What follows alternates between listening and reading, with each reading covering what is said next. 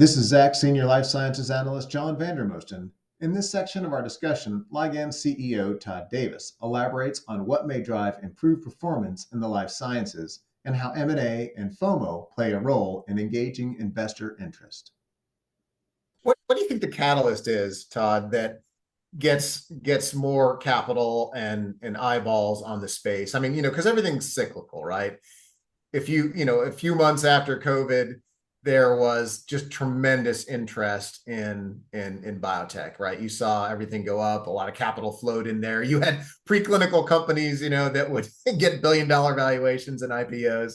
That's not happening now. But is there a catalyst you see out there that could potentially do that? I mean, in my opinion, I think M&A is a pretty important one because investors, especially in these early stage non-revenue generating companies, they don't want to see an exit within a year or two, right? So if you're at phase 1 or phase 2, that is a deal or a buyout or something like that, or an acquisition.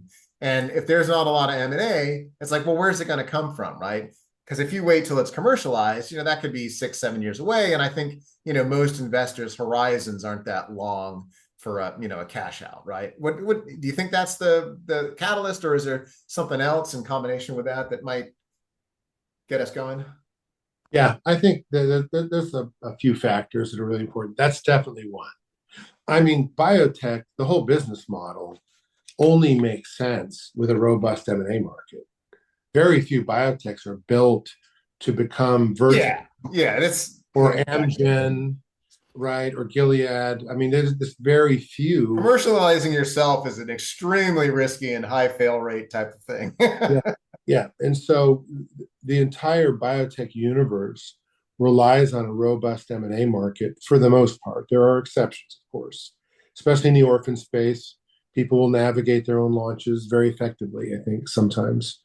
The macro is really important. I mean, we went through a period of significant free money, basically. And that's a big catalyst. And it kind of combines with you've got to have kind of that FOMO, a little bit of FOMO in the air. The markets do move in herds. It's just like I was saying, for whatever reason, I think because people didn't do well in spec pharma and dermatology for a while. Why? Because the payers got very negative on paying, premium prices for Me Too products. And they gained a lot of power. So they shifted reimbursement towards the generics, appropriately so, by the way, I think. You should not make a ton of money for making a marginally improved product. The product developers get that now. But sometimes what happens is people throw the baby out with the bathwater. So when you have something really novel for molluscum contagiosum, like Sumi's going to be, they think, oh, it's dermatology. Yeah, people they combine it in with everything else. Yeah, you've got to scratch below the surface, and the market moves in such a herd mentality that it's really hard to get attention. And there's a reason for that. It's not that the investors are some of the smartest people I know, right? That invest in these companies, but they have to invest in things that they know other investors will appreciate. Right. The stock won't go up. It's basic math. So that's just the reality.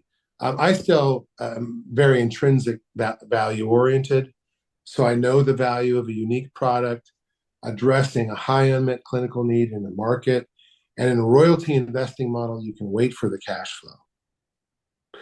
You can wait for the cash flow on the product. We exit from the success of the product off of the product cash flows. We're not waiting for market events. We don't need to. Now, we do need the capital markets to make sure our companies are funded downstream and they're financially robust enough to have access to capital. But we're not relying on that for our exit strategy. So we have a very different mentality around these things.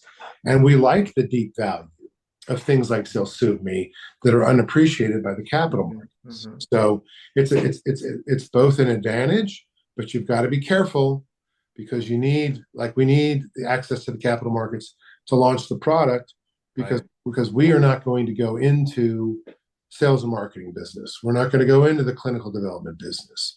We're going to stay lean and mean. We've got about 40 employees now. And if we maintain our discipline on that, then we're going to just have our immense operating leverage will be a huge advantage going forward.